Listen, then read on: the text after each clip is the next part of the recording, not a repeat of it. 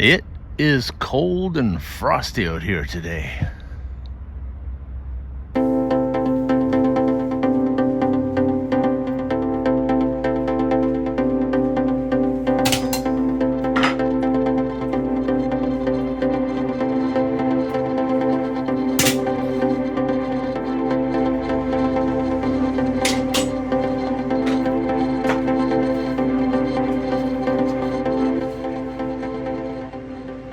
Welcome back to part 2 of my exploration into the floor of my AEROLITE project. If you're wondering what the vintage trailer is doing sitting over there and the AEROLITE is doing under the carport, go back to episode 1 and that'll fill in the details for you. So what am I going to try and accomplish today? Well, here's the thing.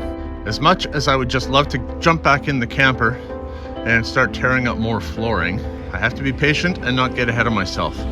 What is happening here, as I've explained previously, is that the floor is collapsing. It's collapsing because of the way the trailer was built. There's no outrigger support on the ladder frame, and the floor is basically a SIP. It's a one-piece insulated panel that's built with 2 layers of 5mm plywood on the top and 1 layer of 5mm plywood on the bottom, and styrofoam. There's very little actual structural framing within the floor itself, and that floor sits like a big panel on top of the ladder frame. The way that floor is built is how they build walls in these lightweight trailers, and that's absolutely fine for a wall, but it does not hold up as a floor. So before I get ahead of myself and start tearing out more of the floor, as bad as it is, I think that what is there is probably helping to hold up the box of the trailer on the ladder frame itself, which should partly answer your question as to why, if you're asking the question, as to why I brought in all these different various forms of jacks. What I want to do is pick up the box of this trailer. So here's the underside of the trailer, right behind the entry door here, and the house is essentially sinking around this ladder frame because there is no structural support coming from the frame to support the box where the framework of the box is around the perimeter. And to give you an idea of how much it's actually sunk, now this floor has deformed a little bit here. So even if I go back to here, where the floor is still where it's supposed to be, we've dropped a ½ an inch there. Here it's showing about 1 inch of drop right here. What I need to do is I need to lift the box of the trailer up to correct the relationship between the frame and the trailer. Once I lift it, I will block it and it'll sit there until I can make and weld in some support in here. So essentially that's what I want to get accomplished today. This has to be priority for me right now. So that is what I am going to undertake. Now for the most part, I think it's actually safe to assume that the whole box is sinking in a uniform manner on the ladder frame, except for this back corner, where I just showed you is the worst of all of it. The biggest drop, and where it's also showing up here is, you see this little wrinkle in the pylon right there? That is because the back end is dropping, and so I'm getting a little bit of compression happening right here, which in turn is why this is cracked and this is cracked. If I take you around to the other side, and it's a tighter fit over there, but you can get a look down the side of the trailer. There's nothing going on this side of the trailer that would indicate that the floor is collapsing as much as that back corner. The worst area on this side of the trailer is right at the front here, and that's not showing up on the outside of the trailer yet. And so the reason I have multiple jacks here is because, to the best of my ability, I would like to try and lift the whole box at once. I'll bring up that back corner to make it the same as all the rest of this, and then I will try and lift the whole thing at once. The rest of this should only need to come up maybe a 1/4 inch, and then the relationship between the floor and the walls and the frame will be corrected, and then I can make blocks out of my chunks of timber that I've got here to hold it in that position while I go back inside and continue doing what I was doing there. So that makes sense, yeah? I think I'm on the right track. I guess we'll find out. In terms of lifting everything all at once, I have these nice big 8-foot long 4x6 beams here that would work very well to set underneath the edge of the trailer and put a jack at each end and just lift the whole thing. However, I can't do that. And the reason for that is because I need to allow spacing in between my lift points in order to weld in my my support brackets that I'm going to be putting in there. I'm thinking 3 or 4 down each side. That's as yet to be determined, but that's what I'm thinking at this point. I have to build my support in such a way to allow for installing those, if that makes sense. Well, I need to remove this step, and I'm guessing, since this trailer was made in the States, yep, this is going to be standard, not metric. Man, my tools are so cold.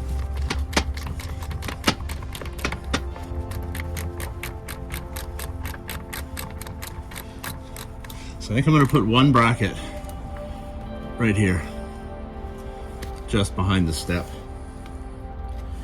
And I'll have to put another one in front of the step right behind the wheel well. I think that's also a good place to put it, because the frame is naturally weaker here because the outer box of the frame diverts around the wheels. So having support behind the wheels and in front of the wheels makes sense.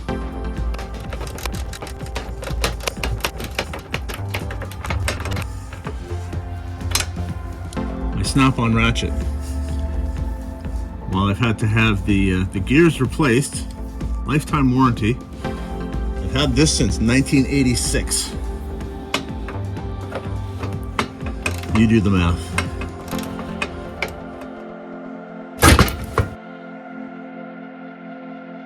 Well, like all things old and crusty, this one started coming out, but then the stud itself, and I'm not sure what that is going into up under the floor, but it started coming out. So I'm gonna have to cut this one off.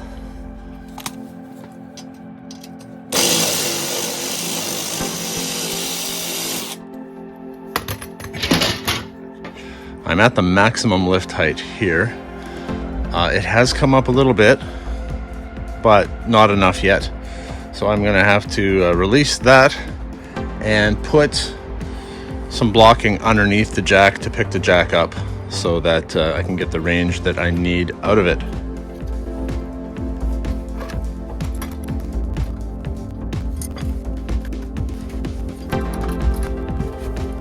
I want to make sure I'm not lifting on this little light back here.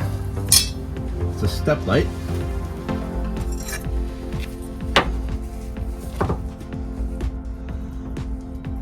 I need to lift the house at least 3/4 of an inch.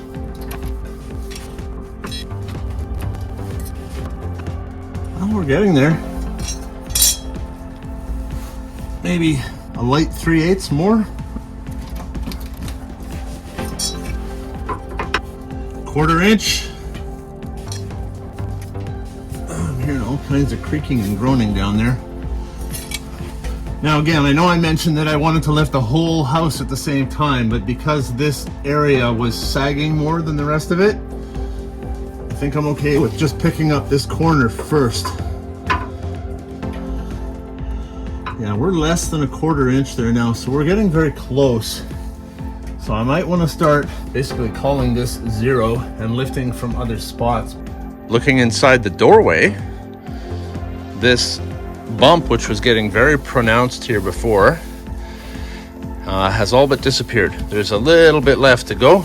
Like I said, I'm not quite finished lifting here yet, and I'm sure the floor, like it was in the other area of the trailer, the thin excuse for plywood has rotted as well. But you can see the edge of the cabinet here, how it has been stressed. It's been compressed from the bottom up, and that's why it is bulged and cracked here like that. Once I've corrected the floor and dealt with that, I can just replace this whole panel floor to ceiling with a new one. I've got another little jack going at the front here, and yeah, I'm surprised, even though the visible damage isn't the same here as it is back by the door, because I'm more to the front of the trailer now. If I throw a square up here, that's a good inch. So I need to come way up with this guy as well. And unfortunately, this jack, which I grabbed from the school, I should have just grabbed a couple of good ones, because this jack is no good. It doesn't lift.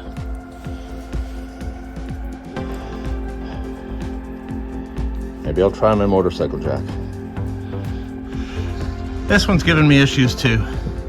That jack there, I can see that the piston is seeping oil, so that's why that one's not lifting. This one here, it just, you lift and it drops. And I don't know if it's just because the oil that's in it is thick and cold. It's just like, it's freezing out here right now. So I'll try warming it up a little bit. See if that makes a difference. It's frustrating. You buy something like this. Get rid of some of these cobwebs. You buy something like this, you use it once, put it away, bring it out a year later to use it again, and it doesn't work.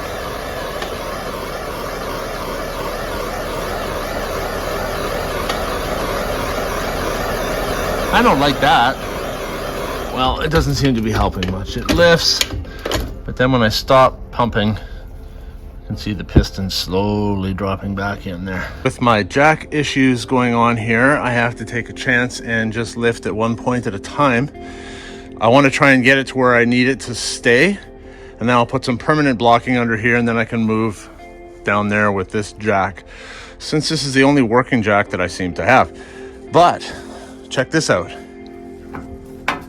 Look at that. That square goes up in there tight. So I think I'm at a good height right here. So I can put some permanent blocking underneath here and remove this jack. By blocking, what I mean is I need to support the box of the trailer using some of those big blocks that I've got back there, those big chunks of wood. So that's what I'm doing next.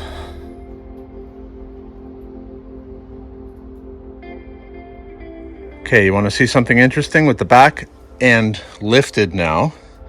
And I've actually overlifted it. I've brought it up maybe, a heavy eighth higher than it needs to be, so that I can weld the bracket in underneath, and then when I release this, I can set them down on the bracket. But let me show you something. So my door is a little tight at the top now, because like I said, I've picked this up higher than it needs to be. But a couple of things. This wrinkle here, I can now push this in, or I couldn't do that before. But the other thing is this. This floor is now flat again. It's still a crap floor that I need to fix, but picking up the box of the trailer to basically correct the relationship between the box of the trailer or the floor and the ladder frame underneath has eliminated this big hump right here. It's now flat here. Interesting, eh? And I've got a gap that I can stick my finger underneath this cabinet now. So that gives me hope that I'm on the right track. Okay, I am sorted back there at the entry door. So now I'm moving on to this spot here, which is midway, almost midway at the front of the trailer. And if I get measure here. I have about, well, 5/8 of an inch that I need to lift here.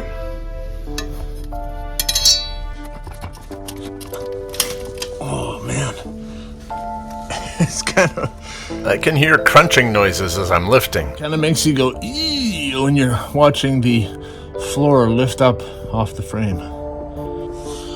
Let's see, I haven't lifted that much really. But where are we at? Oh, maybe 3/8 now. Let's do a little more.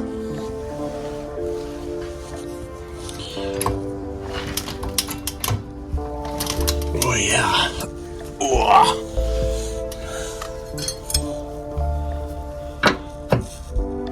Oh, we are almost tight. 1/8 of an inch. Back here, still a little bit more. I'll take a measure from in front of my block here and see where I'm at. Okay, in front, I'm good.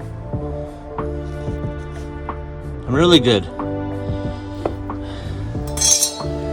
So what that tells me, the weaker part is right around where the wheels are, because the box does not continue through the wheels, it diverts around them, so that creates a natural weak point. Well, I've got the passenger side of the trailer lifted to where it needs to be. You can see how much of an angle the box is sitting at right now. Lifting this side may change the relationship on the other side, and I might have to end up adjusting that too. That's what I want to try and avoid, is the back and forth adjustments. Here's something interesting though. This bathroom door. I find it interesting that previously it didn't want to latch. And now that I've picked up that side of the trailer, it closes perfectly. But again, that's because this is now, I mean, there's still a mark left here, but this is now flat. But when we get in here, what I want to see, like you can look at that box that goes around the wheel well, and it's sitting at an angle. There's definitely slope over there. This kitchen cabinet is sloping.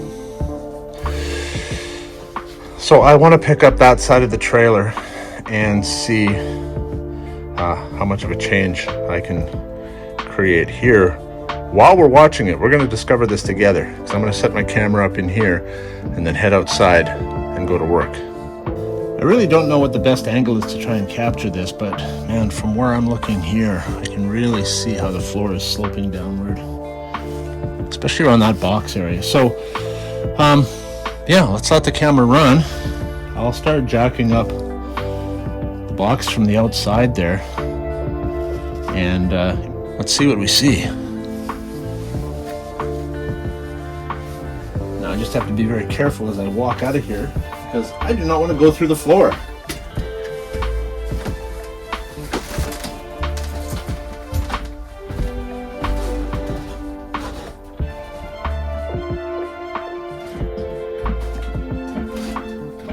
Okay, here we go.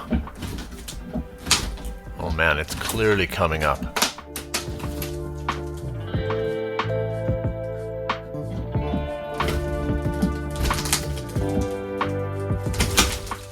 Yeah, I measured and could see that it needed to come up a little bit more, but then I could also see that it was starting to buckle the Phylon, the fiberglass on the outside, so I let it down a little bit.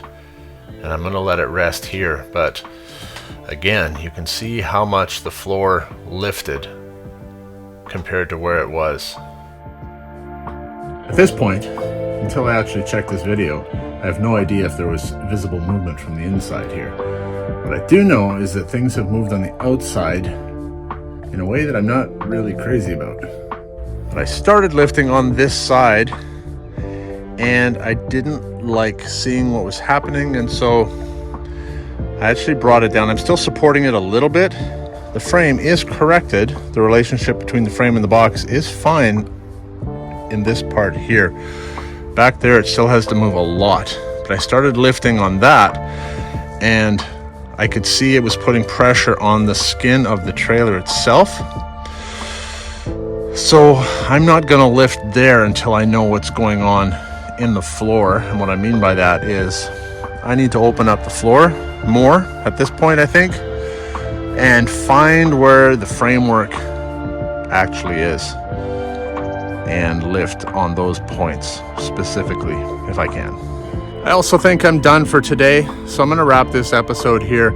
I don't feel comfortable lifting the other side of the trailer until I can get 3 jacks over there, all lifting at the same time. I don't like the way things are twisting, so I wanna be able to pick up the other side of the trailer all in one movement, right? I'll set the jacks, move one up a little bit, basically like 1/8 of an inch at a time, just working back and forth between them to pick it up evenly. And I think that'll be a lot better for the actual trailer itself. So, if you stuck with this episode to the end, thank you, I appreciate it. Let's go on a journey and see where this takes us. I hope I can get this fixed. If not, it's just been a whole bunch of trial and error. Have a great day.